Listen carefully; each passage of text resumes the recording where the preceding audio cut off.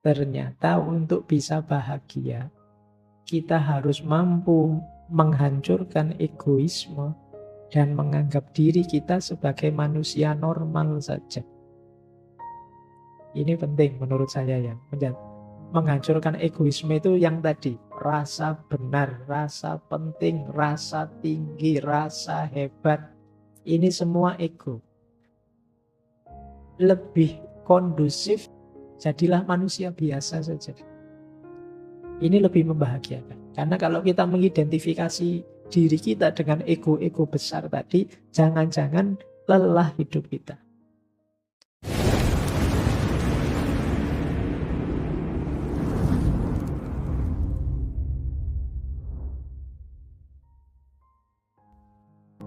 Assalamualaikum warahmatullahi wabarakatuh. Bismillahirrahmanirrahim. Yang pertama, ternyata untuk bisa bahagia, kita harus mampu menghancurkan egoisme dan menganggap diri kita sebagai manusia normal saja. Ini penting menurut saya ya. Menghancurkan egoisme itu yang tadi, rasa benar, rasa penting, rasa tinggi, rasa hebat. Ini semua ego. Lebih kondusif kita merasa sebagai manusia biasa saja. Iya, saya punya kelebihan tapi ya ada kekurangannya. Iya, saya ngerti bidang ilmu ini tapi banyak bidang ilmu yang lain yang saya tidak bisa. Iya, saya ini manusia yang ada hal-hal yang dikagumi orang. Tapi sebenarnya banyak juga dalam diri saya hal-hal yang memprihatinkan. Ini namanya hidup sebagai manusia normal saja. Jadilah manusia biasa saja. Ini lebih membahagiakan. Karena kalau kita mengidentifikasi diri kita dengan ego-ego besar tadi, jangan-jangan lelah hidup kita.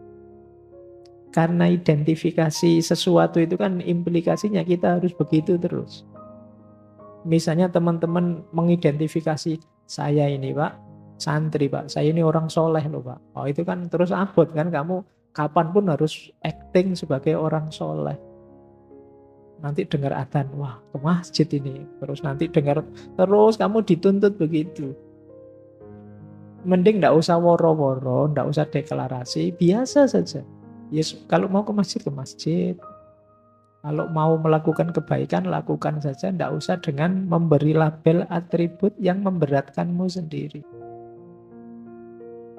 Itu yang disebut kesadaran sebagai manusia biasa saja. Itu akan lebih membahagiakan. Yang kedua, berhentilah bersikap perfeksionis, menipu diri sendiri. Kalau iya bilang iya, kalau tidak bilanglah tidak. Tidak usah perfeksionis. Orang tahu kok semua orang itu ada kurangnya, tidak ada manusia yang sempurna. Kadang-kadang salah sedikit, kadang-kadang khilaf sebentar, manusiawi.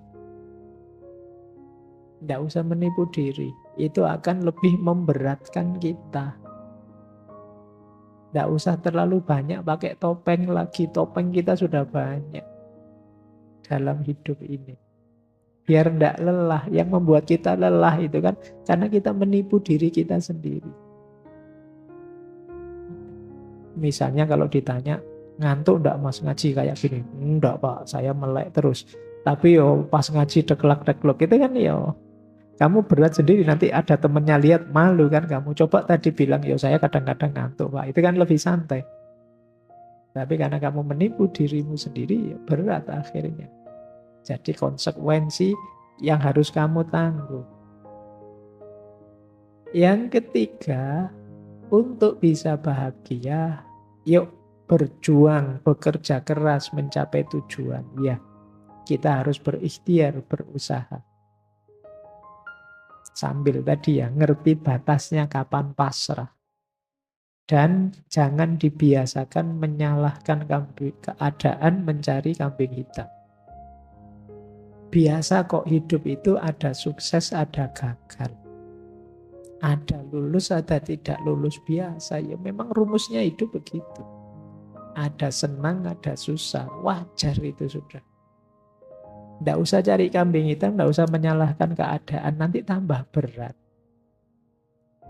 Wah ini gara-gara temanku ini. Tiap malam ngajak begadang saja. Tidak lulus mata kuliahku. Lalu kamu sendiri ya mau diajak begadang. Disalahkan kancane.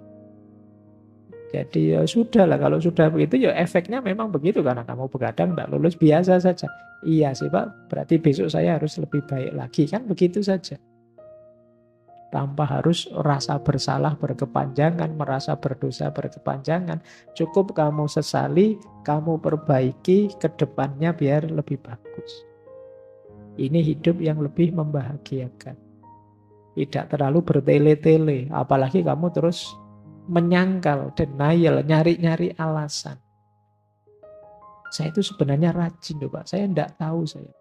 Kemasukan apa saya semester ini. Nggak usah pakai alasan macam-macam lah. Ya sudahlah, diterima saja. Ya wajar kok orang itu kadang senang, kadang susah, kadang gagal, kadang sukses. Asal kita bisa menata diri sehingga terus progres tambah baik, itu sudah luar biasa. Yang keempat, ayo kita minimkan ketakutan-ketakutan, kecemasan-kecemasan yang tidak perlu. Mari kita sadari kadang-kadang kecemasan kita itu tidak beralasan.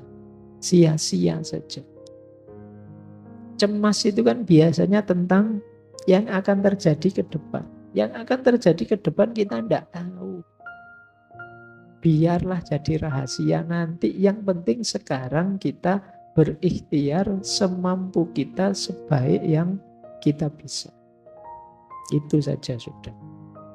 Jadi hilangkan khawatir ini, khawatir itu. Pak, saya besok kira-kira ada jodohnya enggak ya Pak? Saya kok sampai semester gini rasanya enggak ada yang mau sama saya. Sudah usah dipikir itu. Jodoh di tangan Tuhan sudah.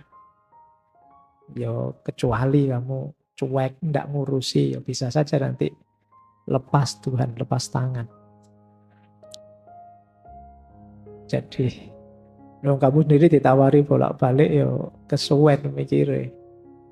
Jadi ayolah, tidak usah khawatir. Kamu boleh sekali-sekali kamu tulis ya, kekhawatiranmu yang mencemaskanmu apa. Tulisan wis. Khawatir ini, khawatir itu, khawatir ini, khawatir itu. Sekarang mulai banyak, kemarin saya baca orang kena gejala penyakit psikosomatis.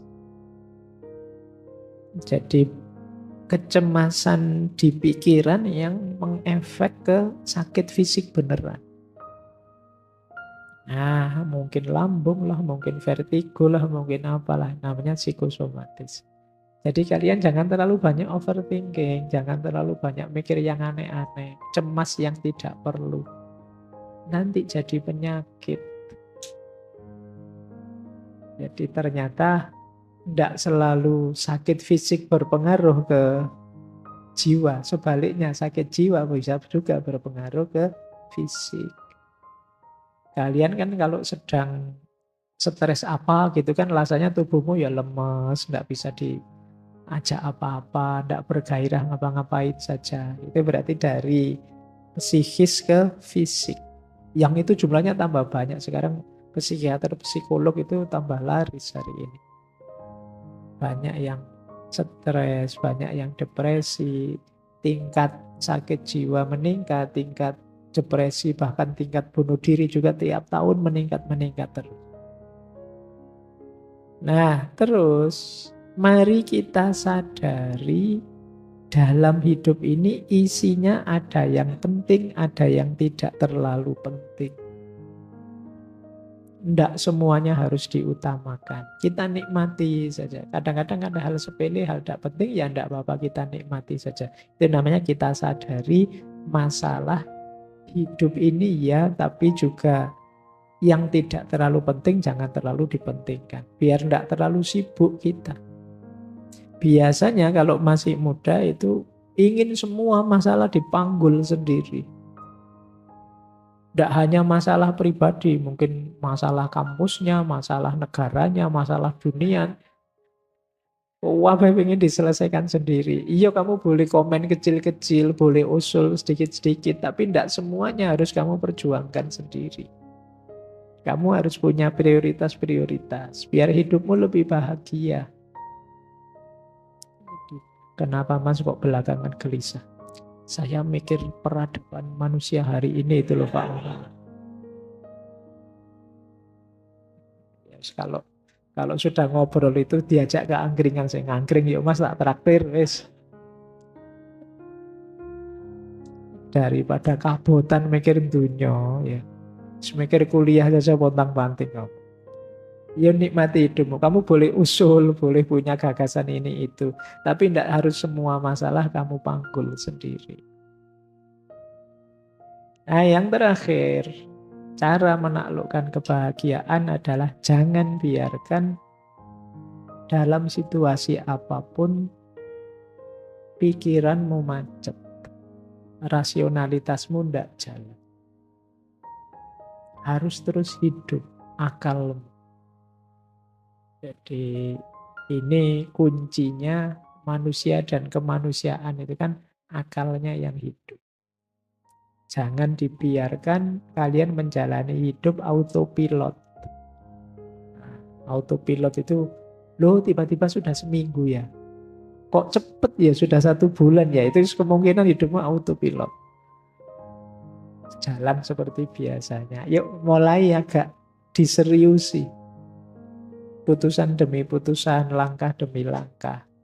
Biar tambah baik kualitas diri kita dan biar kita tambah bahagia. Nah, ini kesimpulan-kesimpulan dari cara menaklukkan kebahagiaan dari bukunya Russell tadi. Normalnya yang dijelaskan tadi. Terakhir saya ingin masuk ke beberapa quotes dari buku itu yang menunjukkan ada sisi yang berbeda dalam gagasan tentang kebahagiaan ini. Yang saya sebut anomali-anomali.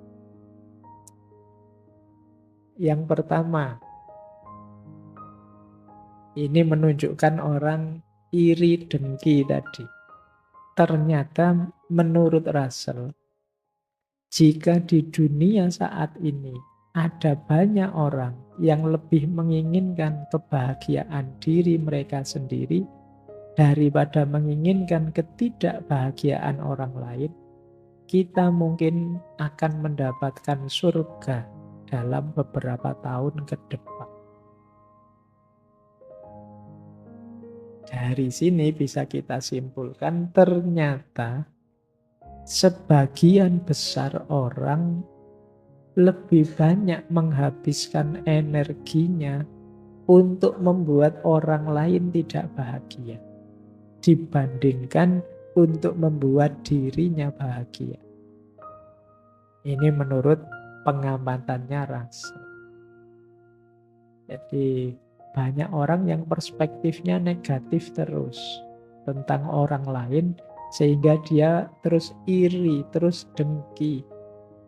Dia tidak rela kalau yang lain dapat kenikmatan. Sementara dirinya tidak. Karena dia ingin lebih tinggi terus, lebih tinggi terus. Orang yang mindsetnya kompetitif tadi, yang dipenuhi rasa iri tadi, yang ada di pikirannya kan gimana caranya rivalku, sainganku, musuhku tidak bahagia. Dia tidak mikir gimana caranya saya bahagia. Yang dia pikirkan gimana caranya orang lain tidak bahagia. Oh, itu mindset seperti ini banyak kita temukan di medsos mungkin, termasuk apalagi menjelang tahun 2024. Itu banyak yang cara berpikirnya begini. Gimana caranya rivalku tidak bahagia? Entah dengan cara apa. Kadang-kadang bikin berita-berita bohong, hoax-hoax, dan lain sebagainya. Ini jenis anomali. Kalau semua orang berpikir gimana caranya saya bahagia, kata Russell, tidak lama lagi dunia ini kayak surga. Isinya orang-orang yang bahagia, ya orang bahagia itu berarti orang yang bersyukur. Nah, Cuma ini mimpinya Russell, ya sulit sih. Orang itu kecenderungannya memang agresif, iri, dalam dirinya ada nafas namanya sabu iya. Ingin selalu menyerang dan menjatuhkan yang lain. Baik, anomali pertama ini. Coba kalian renungi ya, semoga yang hadir malam hari ini tidak ada yang di sini. Tidak ada yang mikirnya hanya jatuhnya yang kalian benci. Dalam bidang apapun.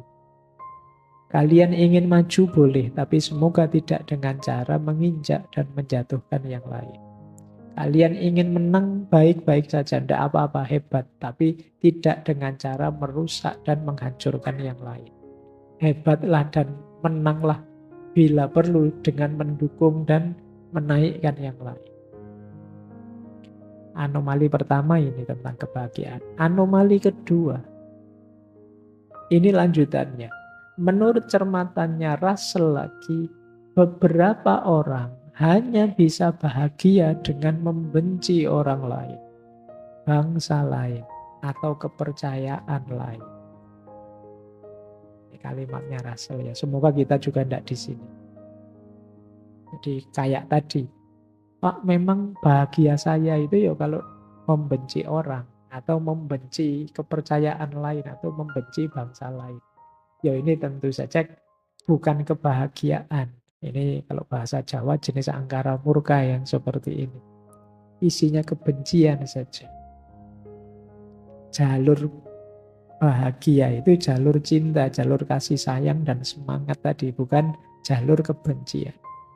Kebencian lewat jalur manapun tidak akan membuahkan kebahagiaan dalam bentuk apapun. Kalian boleh suka dengan atau tidak suka sesuatu, setuju atau tidak setuju sesuatu, tapi semoga bukan membenci. Karena kebencian betapapun sifatnya negatif. Emosi yang tidak hanya merusak yang kita benci, tapi juga merusak diri kita sendiri yang membenci. Ini yang disebut anomali. Kalau ada orang merasa, saya bahagianya ya kalau mukuli orang, Pak. Saya bahagianya ya kalau menghancurkan orang, Pak. Itu pasti bukan kebahagiaan. Mungkin kesenangan sesaat yang nanti efek negatifnya akan kita nikmati di fase-fase hidup selanjutnya. Berarti bukan kebahagiaan. Anomali kedua. Anomali ketiga. Kata Russell begini, saya menemukan sesuatu yang aneh. Setiap kali saya bicara dengan orang yang terpelajar, saya merasa yakin bahwa kebahagiaan itu tidak mungkin terjadi. Namun ketika saya bicara dengan tukang kebun saya merasa sebaliknya. Kenapa bisa begitu? Ya biasa sih, kita juga tahu kadang orang pinter itu suka membuat rumit hal-hal simpel. Barang yang sederhana saja terus dibikin jelimet. Jadi ruwet, jadi membahas kebahagiaan yang simpel, jangan iri, penuh kasih sayang lah, bekerjalah, itu kan sederhana sebenarnya. Tapi terus dibikin rumit, dibikin ruwet, akhirnya wah apa ya bisa bahagia saya dengan konsep serumit itu. Tapi begitu ngobrol dengan tukang kebun, kata Russell, kok rasanya gampang, bisalah kita bahagia. Coba ngobrol dengan orang biasa-biasa itu. Target-target hidup yang membahagiakannya simpel. Tidak jelimet. Kalau kalian ditanya, gimana caramu bisa bahagia? Wah, saya ingin jadi manusia yang bisa eksistensinya berkontribusi pada kehidupan baik di level vertikal maupun horizontal. Di mana? Itu cek rumite wong cuma pengen seneng saja kok. Dirumuskan senjelimet itu. Itu yang membuat Russell mau pengen bahagia, kalau ngobrol sama orang pinter malah jadi rumit. Sudahlah sama tukang kebun saja simpel, sama teman-teman nongkrong pinggir jalan itu lebih simpel, gampang. Tidak terlalu dirumit-rumitkan teori. Makanya dia nulis buku ini buku tidak untuk kalangan terpelajar. Mungkin khawatirnya kalau ketemu orang terpelajar terus didebat. Nggak jadi bahagia, jatuhnya debat akhirnya. Oh masa iya begitu? Nggak cocok dengan teorinya filosofi ini, filosofi itu. Ruwet wes. Nggak jadi bahagia akhirnya. Jadi bubar sudah. Kan kadang-kadang gitu. Kadang yang pinter itu malah menyusahkan kita. Rapat enak-enak, yang rapat lugu-lugu gitu cepet diputuskan gini ya, ya gitu selesai gitu. Iya. Tapi begitu yang rapat pinter-pinter, wah ndak selesai-selesai wis. Panjang argumen ini, argumen itu, kira-kira ini, kira-kira itu, tambah ruwet wis. Nah kadang-kadang begitu dalam hidup ini. Kita selalu membuat rumit hal-hal yang sederhana. Sehingga hidup yang semula simpel jadi rumit. Ini yang ditemukan oleh Russell. Anomali lagi. Kata dia begini, orang yang meremehkan dirinya sering dikejutkan oleh kesuksesan. Sedangkan orang yang melebih-lebihkan dirinya sendiri sering dikejutkan oleh kegagalan. Kejutan yang pertama menyenangkan, dan kejutan yang kedua tidak menyenangkan. Oleh karena itu, adalah bijaksana untuk tidak terlalu sombong, namun juga jangan terlalu rendah diri dalam berusaha mencari kebahagiaan. Kan banyak orang itu yang, siapalah saya Pak, saya itu manusia biasa kok Pak. Yo ada kemampuan dikit-dikit, tapi yo ndak sehebat orang-orang itu. Ini kadang-kadang orang yang seperti ini, ketika sukses itu kan kaget dia. Alhamdulillah ternyata Allah Maha Penyayang ini, saya dapat sukses yang luar biasa. Kagetnya kaget seneng.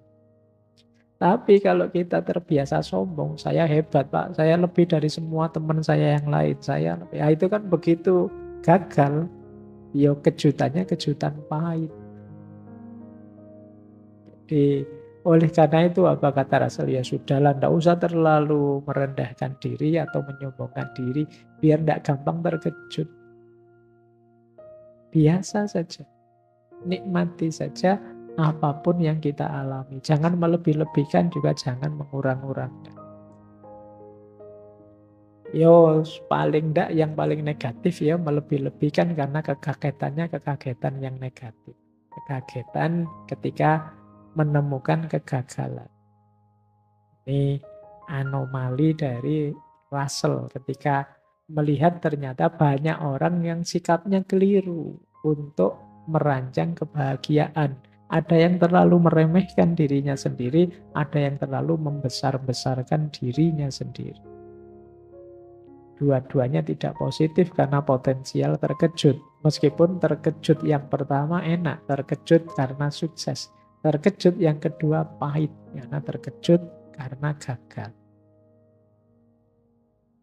Baik, saya kira itu ya, teman-teman.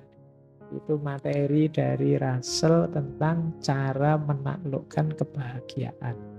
Persis seperti yang dikatakan Russell, ini tidak rumit. Tidak perlu mengeringitkan dahi membahas rumit-rumit. Di masyarakat biasanya yang berjalan untuk meraih kebahagiaan ya rumus-rumus tadi. Tinggal bagaimana pentingnya kita menghidupkannya dalam keseharian kita.